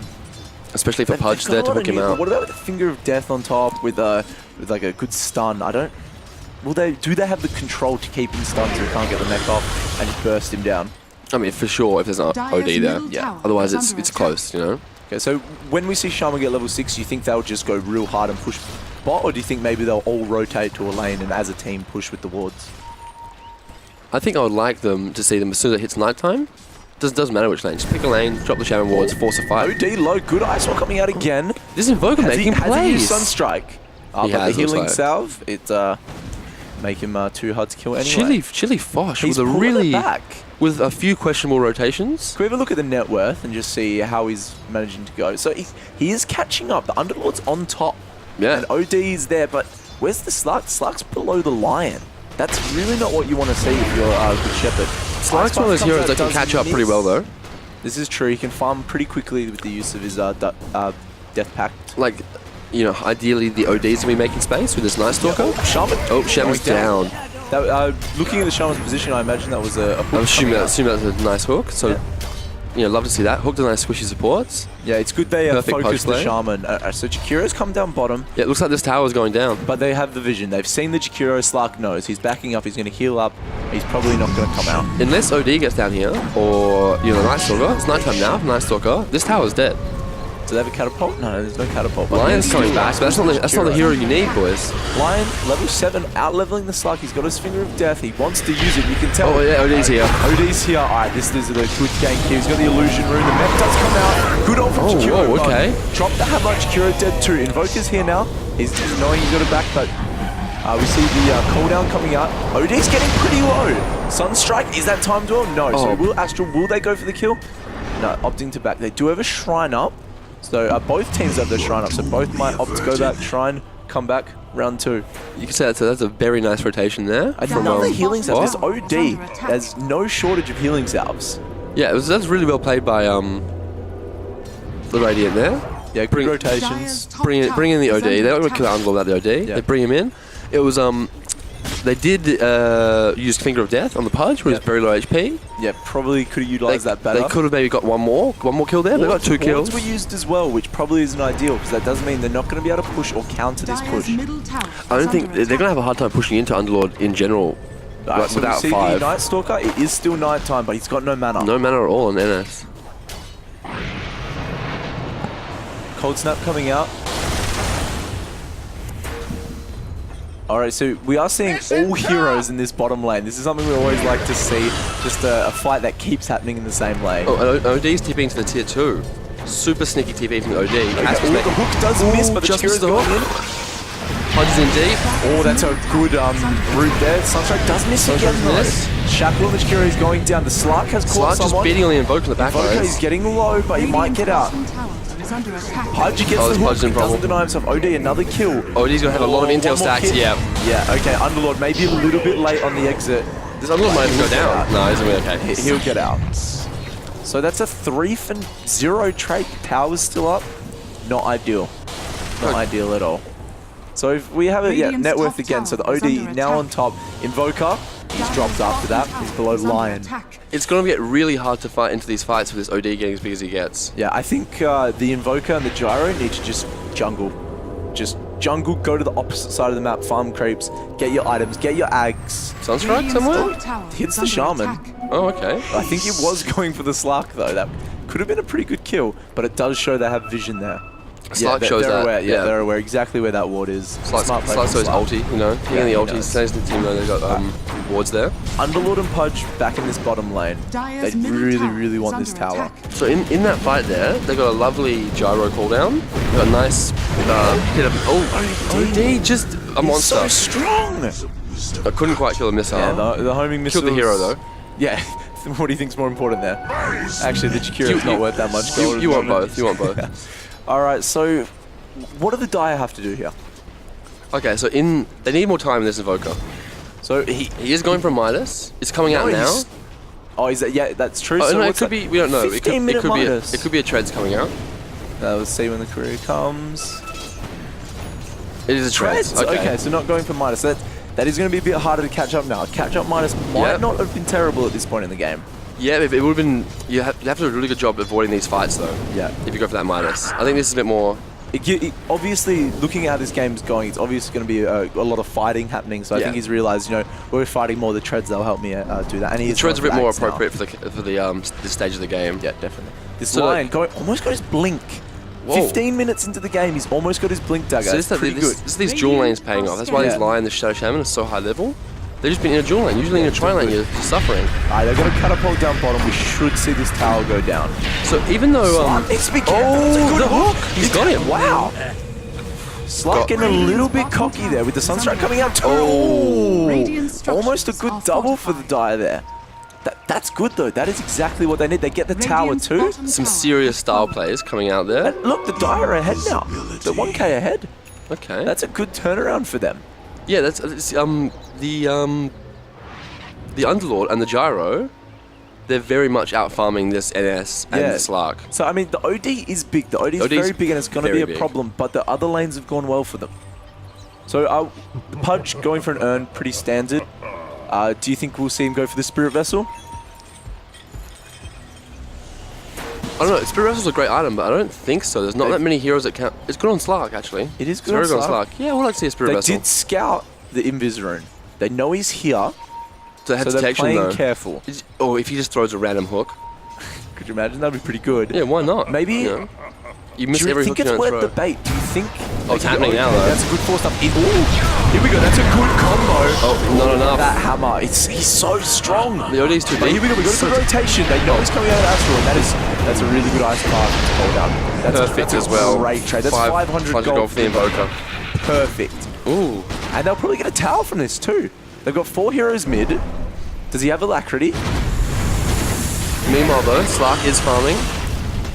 Wards by Shaman. Do you think maybe he could have held them, gone to a different lane? Because just like that, they're dead. They haven't delayed the push. Fortify coming out. Will they stay? They know OD for 20 seconds. Yeah, Alacrity's coming out. They're just going to commit for this tower. Do you think then as a team they should roll? Yep, they're all going top. All right, miscommunication though. We see some they're TPing as well. scrolls. That's okay. Great play by not Nortbert, for Good Shepherd here. Like, just group up as 5, kill the biggest problem on the map, which is the OD. Push tower, change lane, push tower again. Yeah, exactly. Perfect. They're just going for it. And how does the cannons? Yeah, how do they deal with that? How do they find them right now? It's really hard. You know? Gyro, he's got his Yasha. He's gone for the Sangan Yasha. He's starting to get quite a little bit of fun back. Blink Dagger though on the line. We've not seen it yet. They've not shown it. I mean, they need the Slark here and the OD to be able to fight this though. It's just going to be another tower. I'm not sure Slark wants to fight right now. Like, he needs more time to catch up. He's coming top, and he runs very quickly. That's too late. The tower's gone. They're gone. backing up. Top tower has fallen. Will we see a retaliation play? Will they smoke up maybe? Full hood on Underlord now. He's going to be so hard to kill. It's only OD. And he's gone pipe now. They've got really the team fight is very strong. Yeah, Good Shepherd have really turned this around, haven't they? They're doing a lot better. The laning stage wasn't that great. A couple wasted ganks from the Invoker, but he's really back in the game now. Still not too high on the net worth, but the only person above him is OD on the other team. And then it's his teammate. So that you're not upset about that if your teammate's doing a bit better than you. Can we get a look at Slark's items? Okay, so he's still pretty far off the Shadow Blade. Yeah, he's opted now to farm in the jungle. Now his outer towers are gone. It's a bit harder for him to farm comfortably. So now he's stuck in the jungle. And it's going to probably delay it even a little bit more. So what the cannons really want here, they want to be able to get this Slark with his Shadow Blade, get the Night Stalker, and get a few pickoffs. Yeah, So they don't want to five-man fight into this until this OD and maybe even the Slark have BKBs. Yeah, Hurricane Pike on the OD now. Good item. Very good item, especially up against your gyro. Just get away from him. He's very fun. There's just too much control right now. There we go. Another Fighting. pick-off. Is the timing perfect? No, it is. Great pick-off. Chili Fosh. He's turned it around, hasn't he? His laning stage wasn't that great, but he's really shown, what he can do with the abilities Invoker does have. It's the sign of a good player as well. You have a bad laning stage, you come right back, Yeah. It's all about how you get back into the game. Anyone can play. Oh, but we do see on the other side the Underlord. I had the OD with OD him. was there, but still 2 heroes for Underlord that has his hood and his mech. Also, that's almost a Shadowblade finish. It's Shadowblade finish on Slark. That's it. He's gone for Echo Saber now. That's pretty standard on Slark. Very back and forth game. And you can see why the Underlord, he's down there. You're almost unkillable. You don't expect a Slark and an OD just to be chilling up bot lane waiting and for he you. didn't have any vision down there as well, so maybe playing a little too aggressive. He was pretty high up, but he probably did think he was a little bit unkillable there. You can imagine him though, like, what's this OD just sitting in bot lane waiting for? I'd be pretty triggered. DD on gyro, will they? No, just look how he's going to use it to farm. So I saw the Night Stalker buying wards there. Do you think he's opted, the Lion's doing so well, maybe we'll throw in a Lion carry, get him a Dag and an Ags, and then just the Night Stalker play that pos forward, getting all the wards, getting a gem, things like that. Well, it's pretty interesting. Like, Night Stalker was definitely farming in lane, wasn't he? Yeah, I'm sure he was. I'm sure it wasn't a Lion farming. Maybe he was just struggling and just not feeling it. And I mean, the Lion, look, he's doing well. The Lion's fat, but I guess if you're a pos 3 offlane Night Stalker, and your game doesn't go amazingly, effectively you are now a pos 4 Night It's Stalker. hard to come back in the game with that hero. Doesn't have a lot to come back. Doesn't have that great farming. Good Shepherds just haven't really given the opportunity. They're not really splitting up. They're just playing as 5. Only the Underlord pictures then. So how close is Invoker to his Ags here? I think he was about halfway. Yeah, about halfway now. He's about to get his second last little stats item. It's gonna get to the point, and unless this OD gets no stuns on him to freely right click in a team fight, they're not gonna be able to team fight. There's too much control. Yeah, definitely. From Good Shepherd. There's the Pudge being super annoying, Shakiro AoE control, Invoker AoE control, Underlord AoE control. It's gonna be very stressful. It's almost gonna be impossible to fight into them. And if they just push your lanes. Yeah. So we see the Good Shepherds grouping as 5. They're gonna go for that top push. Slark down bottom farming. Do you think Slark needs to be at the fight, or do you think it's best for him to farm up? I think he's doing exactly what he needs to do. He needs to push these waves out, push out the towers, and hopefully, distract. rotation, Force things rotate. like that. Get him away Yeah. from it. Stop him 5-manning. Yeah, because you can see already Good Shepherd. They're not sure if they want to commit to this or not. Slark's pretty decent at this. He's actually not a bad split push rack kind of hero. Yeah. He pushed out lane so And look, fast. he's forced 3 TPs, and he's just running away. Perfect play. It's not really an issue for him. He's got a little bit of farming. He'll go junkie now, farm up some more. The cannons, they do have the tools to do it. Slark can split push enough, and so can Shadow Shaman. OD and Night Stalker, not really the greatest pushers, but you can just have a Shadow Shaman, run down a lane, zap the lane, drop the wards, and force them back. Yeah, they need it's to gonna buy. be hard to push into, isn't it? I'm looking for Slark to kind of rat his way for another 5-10 minutes in this game to buy some more time to get these next items coming out. Yeah. So we see the line going for 4 stuff, pretty standard stuff. Yeah, nice. Just get away from those big heavy hitters. He's not going full madness not going carry for Lion. Not going for the Ags, Dag, and E-Blade. A little bit upset we won't see that, but he's probably doing the right thing. Maybe if they were in a bit more comfortable spot in the game, he'd feel a bit more.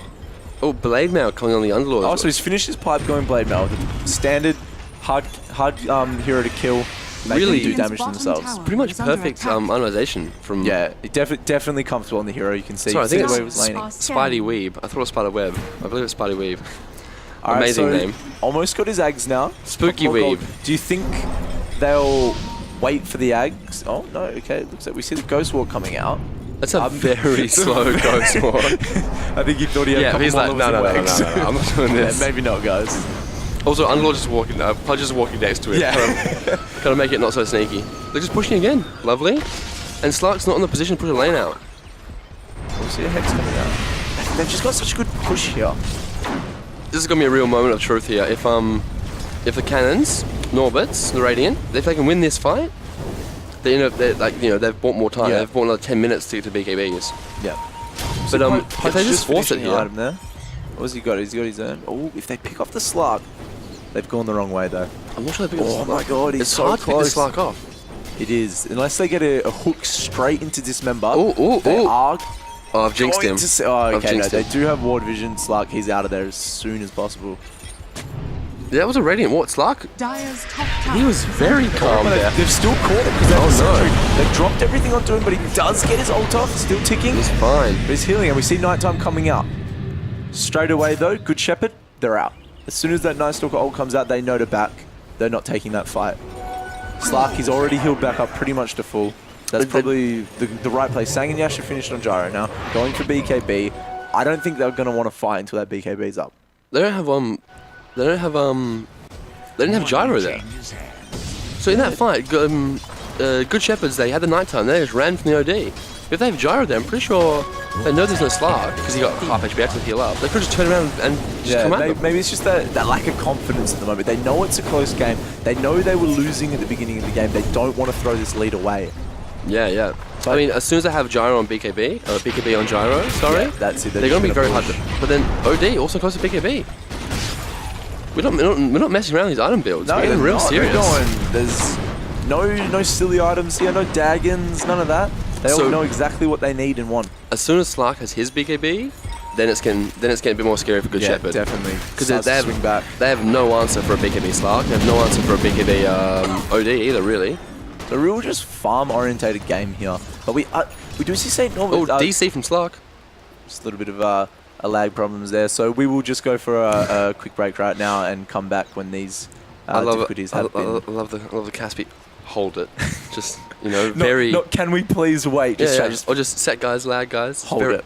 Very authoritative,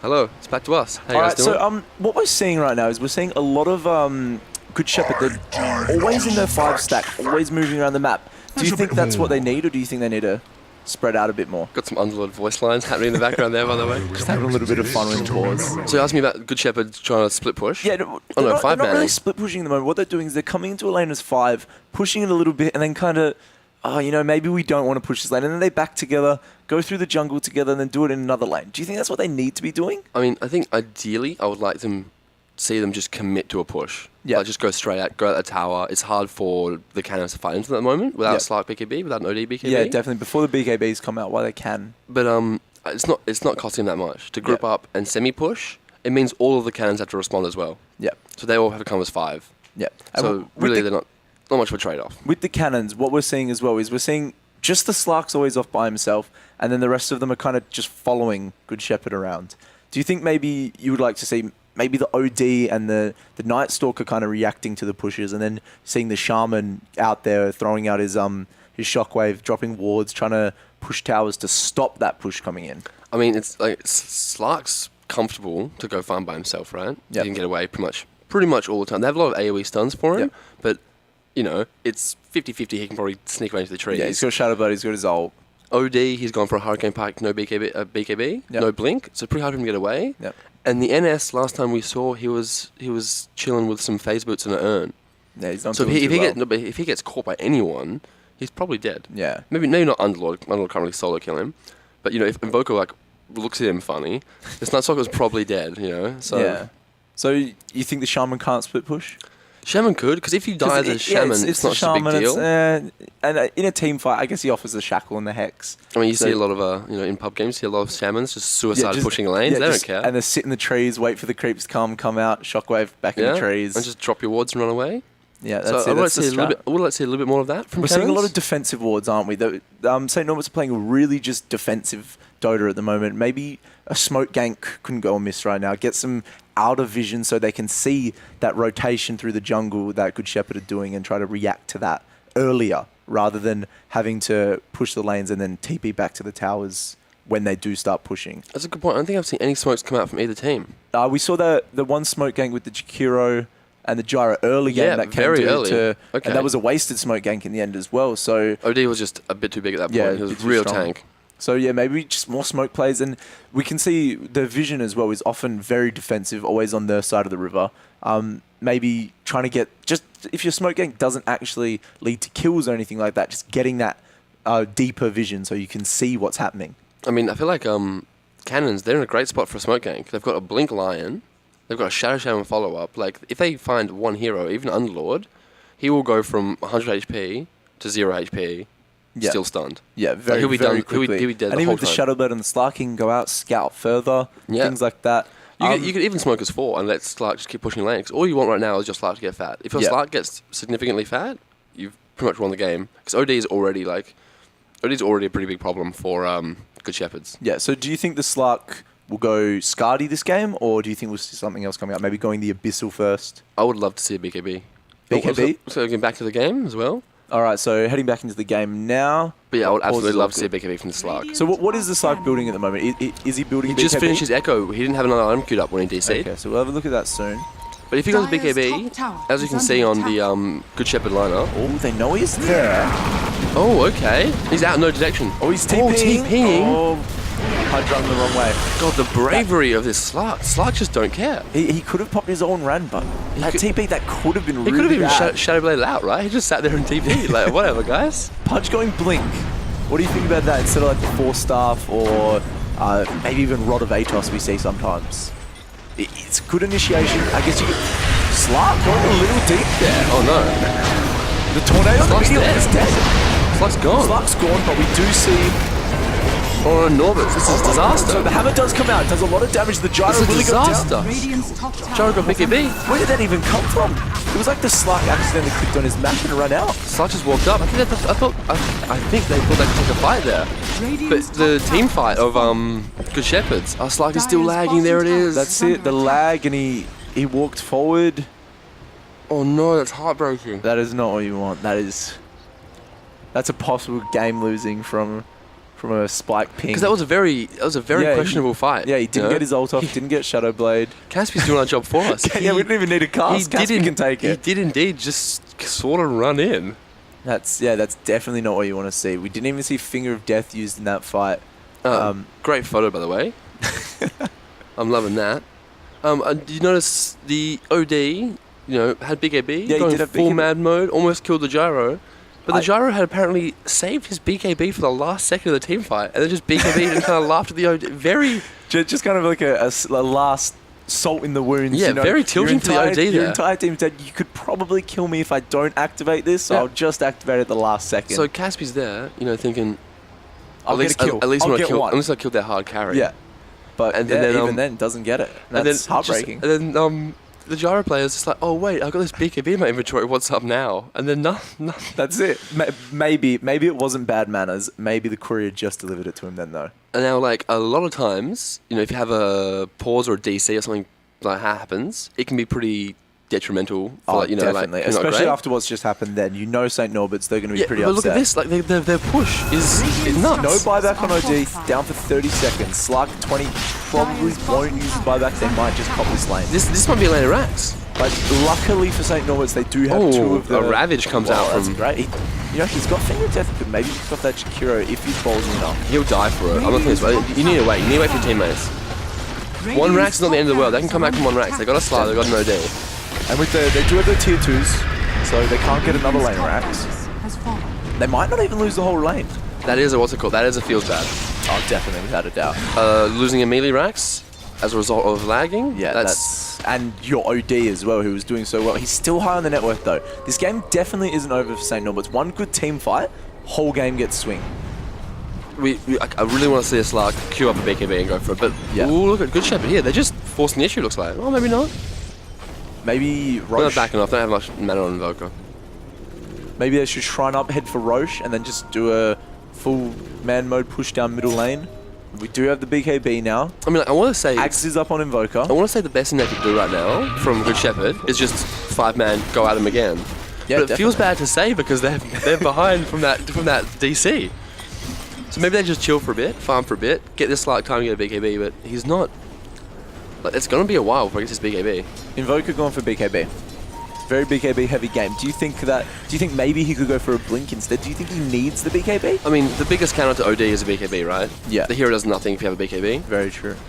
So, like, I'm liking this, a lot of times if you're playing, like, a public match, you probably, you don't want to build BKB. It's no fun, do you? No, it's boring, man. Yeah, exactly. I could build a Dagon instead. But do more damage. But I'm liking seeing how serious he's going to take it, like, they're all going out for BKBs. I think the item from all players this game has been phenomenal. They've all been building exactly what they need. We see now Gyro's finishing his 4 stuff. He's going for his Hurricane Pike. Although, if you take a look at the net worth, the point by the Night Stalker and the Lion, pardon me, is really... Lion looks like he's been farming, and Night Stalker doesn't look like he's been farming. Night Stalker, he's just gone, alright, look, you're ahead, you've got your blink. I've not got the utility to farm quickly, so you take that. Here it comes, though, the unstoppable force. You've got your Alacrity. If he starts putting Alacrity onto that Gyro, he's going to start dealing so much damage. But they don't want to push. They don't want to force the issue. They're going to take the Shrine and then maybe push. Just make sure there's no cheeky wraparounds behind. Hurricane Pike finished on Gyro. Look at this Gyro build as well. Like, very, very safe build. Yeah. What do you think we'll see come out from him next? Do you think maybe an Axe? I think if you have a Butterfly and a BKB activated, nothing touches you, right? Very true, very true. So, yep, going GG Boots on the Underlord, it's going to be even harder to kill. That hero will not die for the rest of this game. Pudge is starting to get his stacks up. It's going to be very hard. Without an OD hammer, those strength heroes, they're just going to... Everything else is only going to tickle them. 2 catapults as well coming down the middle lane. Everything is just looking perfect for Good Shepherd right now. So with a 10k gold advantage for Good Shepherd, how do cannons come back in this game? How do They've what got plays that do they smoke. make? They've got that smoke on the Shaman. I think they just need to use it. They need to maybe sneak and get Roche. Good Shaman's always at 5. Look at them. Yeah. They're playing so tight. How do you smoke cake them? We did know they like push strats. That was something we did know about this team. They love to just group up as 5 and just power down a lane until they get all the objectives. Norberts haven't taken one tier 1 tower yet. It's real rough. And Slark almost get caught. Oh, the also hooks. missing. I think what you want to do right now, if you're a Good Shepherd, is just throw out a homing missile, hook him. No hero is going to live from that. Unless your OD is quick and throws out an Astral, I think you can pick off any hero. Interesting Yules, self-Yules. He's got BKB, he's got BKB. The hook is pulled him back. It's fine. That's a great dead Night Stalker. Lion will go down. Lion's going to go down. No Finger of Death again. We do see the Gyro chasing the Shaman. Probably using the Hurricane Pike the wrong way then instead of going forward. Slark just running away. OD again, almost killing the Gyro. Gyro just laughs at him in the end. Slark's here. Slark can maybe pick up this Gyro. He's got to do it, I think. He's got to go for it. You got to try and make plays here. I think he has to here, right? Do it. Oh, we've been dusted. That's a great dust. He missed the lead. He's got to get out. He should be Will fine, he get though. out? Is there a nice path available? No, he's fine. Are yours? There's no rocket on him. What he's doing right now, he's distracting. They're not pushing right now. Yeah, that's good space being created there for It sure. would have been really nice if he had killed the Gyro and then distracted them. That would have been delicious. So, but you know what? That was still better for the cannons. We saw them get a kill this time. No lag. The Slark lived. The Shaman lived. I mean, for sure, it was better than the team fight with it wasn't good. It wasn't good, but it was carry better than lagged last into the enemy time. team. So BKB almost ready to just be fully bought from Invoker. That'll make it even harder for this OD. This OD's already struggling to finish off these kills. I think if Good Shepherds take this tower and fall back to a Roche, and look, the cannons are in a really hard spot. Gyro, he's kind of low. You can see the Gyro doesn't want to commit to this. I think what we'll see them do, they'll take the Shrine, then they'll go Roche, and then they'll just go down the middle lane and probably finish the game. Look at LR's next queued up item. Me and him are in the same It's headspace. almost like you're a professional player there. Me and him are just, That's that's going to be so hard to kill, especially the OD. If that Gyro's got a BKB and a Butterfly, he's gonna be unkillable. He's not gonna do anything with the GG boots up on the ODs, the Underlord as well. And you can't focus Underlord because he has a Blade Mail. Yeah, you can in a BKB, but it's just becoming so hard for St. Norbert's here. I don't know what they need to do here. They need to. Yeah, look, they're going for Roche now. St. Norbert's maybe if they'd smoked and snuck a Roche earlier. They need to do what the Slark just did, like buying time, wasting the enemy time. So like, if Slark goes push down the lane, and like he's gonna have to make some some like Eternal Envy, real crazy plays. Yeah, just go all out there and try to make something Get him happen. chasing around, buy all the time. Because look, they're doing it. They're doing exactly what they need to do. Do they know? Like, no vision around the pit. Can they do anything, even if they do know? Look at Voka's even saving buyback for his BKB. They know the position they're in. They're not risking anything. They're playing this perfectly. Slark's got that tier 1 bottom. I tell you, Underlord, he's taking a bit of a beating though. Yeah. The tanky boy he is. He doesn't have a banger or anything like that, he's just a hood. Yeah, true. He's a lot of armor. Shaman doing what he needs to do, just de-warding. Roche is a big stone person. Like, this does hurt to get punched by him. That's probably pretty true. Eggs on Gyro. Gyro Aegis, he's just going to Hurricane Pike in, isn't he? Hurricane Pike in, probably save BKB for his second life. Force out the hammer from OD. I think I would like to see. I don't think Chili has to save buyback at this point on his Invoker. I think just bring out the BKB. Yeah, just commit. Just go for that full man push. They've lost one tower now, but it's not like they can get raxed. Can we have another look at Slark's items? He's got BKB. He's got BKB. Okay, this could be big. Some really high-level itemization going on in this game. Yeah, and he's going through the Abyssal now, so that'll be to lock down the Gyro. Yeah. Get him before his BKB pops, and your OD is just going to destroy him. I think Nullifier might be what you need, but like doesn't give much stats. You're a bit of a rough spot just by Nullifier now. I think the Abyssal as well with the strength and what you get from Vanguard. Usually you see this build, Scardy, Nullifier, Yeah. and no Abyssal. But he's had to kind of rush it, he's had to rush a few items. I don't think he'll be able to farm up a Scardy and a Nullifier. Yeah, no. Before this game's done. Before this game reaches kind of a critical fight. Another mid push. They do have the Aegis for this fight. They're very methodical coming out from Good Shepherds. Yeah. Just broche, tower, push, They've definitely got a plan. You can tell this is a team that's played together. They know exactly what they want to do. They know how they're going to play the game. Play their lanes aggressive. Push. Oh, do you see the hook coming out? Oh, the Tornado actually.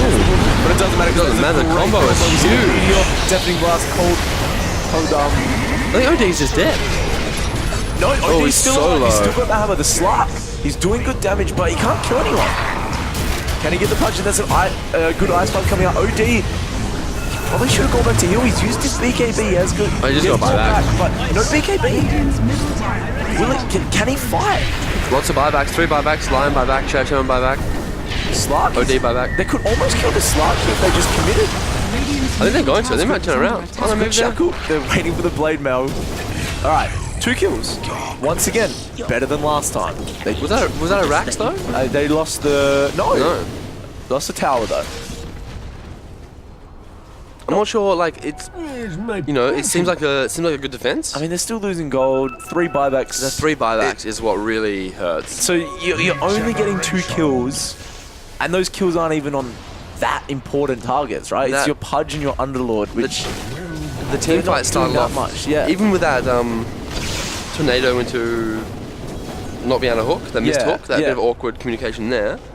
The start of the team fight was still so beautiful from Chili Posh there. Yeah, because you know what was great there? It was the Tornado caught them in a line. So the Jakira just threw down his Ice Pass and Macropire, and those heroes just melted.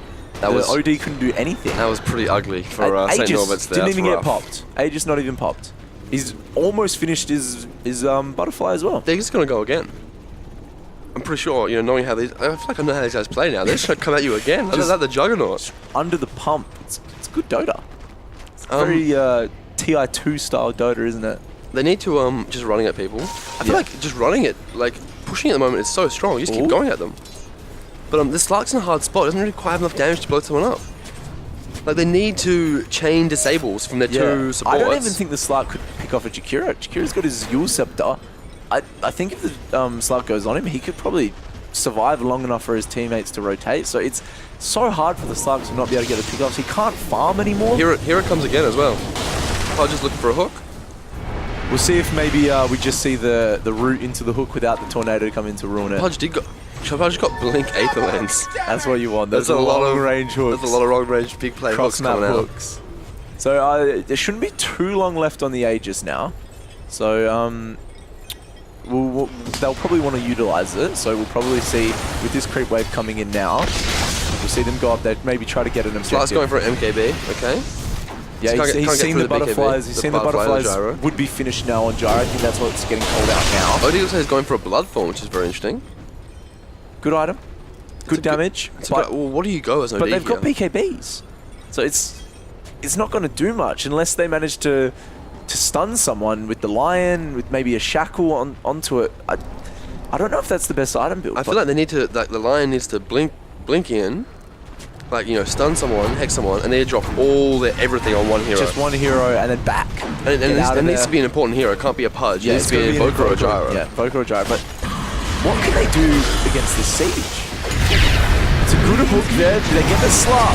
He's got his ult off though. And that's a good call down. No one's dead yet. Alright, we see the Shaman go down. Slark's dying, OD's dying. OD's dead with that buyback. I feel like that's probably game. That's rough. It's in a rough spot. Are they going to go for megas or are they just going to end? We're seeing the pings on the tower. They're just going to end. And I don't think the Slark can do anything about this. I think Good Shepherd might have done it. That's just such a perfectly executed team fight. Once again, all you're losing is your punch. Slark now as well. He's just going to die. That route's so long. There's just so little they could do once these heroes got farmed. I mean, once they group up as 5 as well. And that's it. That's game. That's just perfect execution. GG comes out from Caspi. Coming out of the laning stage by Good Shepherd. No, like, I don't want to dwell too much on it. But that DC, that lag, kill on that the Slark, that it happens, you know. There's nothing you can do about it. But I feel like that was a first minute race. That was a very, very important fight. It had a pretty big impact in the game. Yeah, definitely. So if we had a look at the graphs, we can have a look at how it did go. So yeah, as we saw, the early game was not looking too bad. Not for the cannons anyway. The OD was doing very, very well for himself. OD was dominant. He was 32 to 6. Yeah, he was 3 hitting the Invoker. He had effectively, 5 times Invoker CS? Yeah, it was insane. He laned so well, but the other lanes just didn't go their way. And that's rough. We saw that bottom tower getting pushed down early. The Underlord getting his mech nice and early, making it even harder for the team fights to come in. You can see as soon as they started grouping up, just straight down. Can we see player items? So yeah, NS, he must have had a really hard time in lane. He didn't really get any items. Yeah, just maybe they just saw in the lane really early. The line was just doing better. Because the Night Stalker died twice early, remember? So maybe those deaths just really set him back and he couldn't recover. I mean, Lion got a lot of farm, but Lion doesn't do anything to BKBs. Yeah, exactly. Or to Underlord. Like, neither does Night Stalker really, but you might be able to make more space for the Night Stalker than you with a Lion. Do you think maybe in the end, just Good Shepherd's draft was better? Looking at the heroes, they've got team fight. They're in all of their heroes, besides Pudge, pure team fight. And then we look at the cannons, they've got an OD and wards, I guess. So then when it comes to those team fight situations, which we saw, as soon as the laning stage ended and it was 5v5 team fights, I don't think the cannons won a single team fight. So you're saying, in retrospect, you prefer Good Shepherd's draft more? Yeah, I think it's in the pretty end, easy to say that in retrospect, yeah, Killer. I know, but yeah, when you look at it, just the team fight is just that much stronger. The heroes they had, and it just became easy for them in the team fights. To win, your Invoker gets a good Tornado, you've got a Macropie, you've got a Root, you've got an Ice Path, you've got Pudge standing in the middle, rotting, and then dismembering your Slark, and he can't do anything. I don't think it was unwinnable, though, for Nortbert. I think that game definitely could have gone a different way. Just the lanes didn't really go out as well as they could. They didn't make quite enough space, and the play from Good Shepherds was just really very good. Yeah, the recovery from that Invoker was insane. Yeah, some really good combos. We didn't see him panic and just go in the jungle for 20 minutes and not come out, and then finally after the ODs, then 50,000 net worth ahead and just killing everyone. Then he comes out with an Ags. Instead, we saw him say, "Okay, you know what? I've lost this lane. Let's just group as 5 now."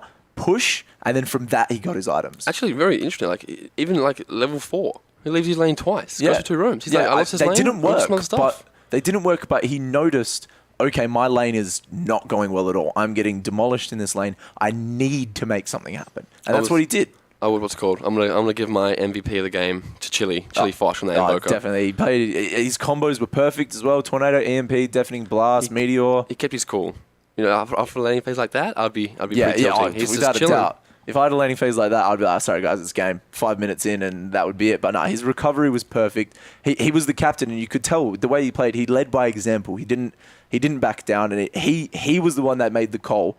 Guys, I've lost the lane. We need to group, because his other lanes were going well.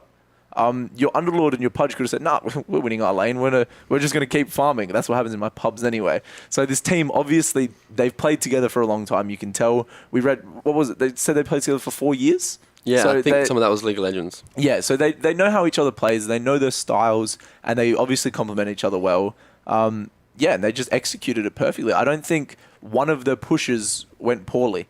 No, I don't think so. I think they all went well. Yeah, I mean, maybe a little bit of wasted time, when they were just going between the lanes, not really doing much. But I think that's just how they play. They just go from lane to lane and just force rotation so the other team can't really farm. Maybe an earlier Roche we could have seen. I mean, it could have been a little bit cleaner, but it got the job done. Yeah, exactly. So. You can't fault them for how they played.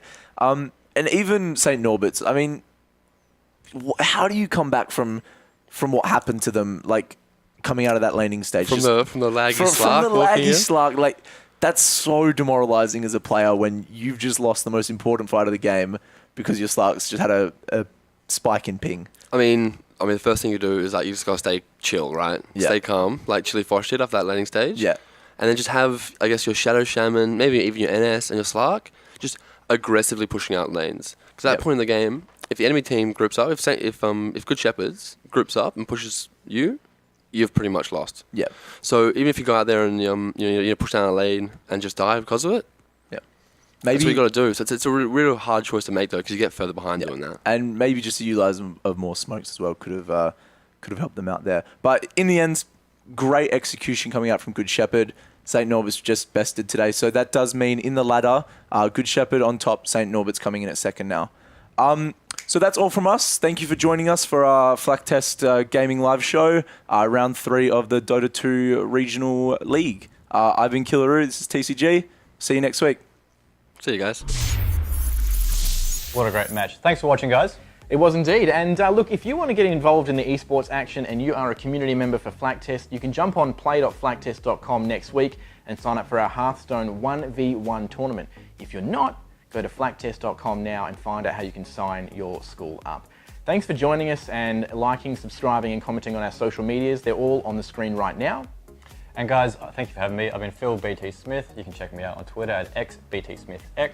Mate, thank you so much for joining us. Thank you for having me. It's been a pleasure. Oh, Jinx. Can't talk now. Jacob. Bye.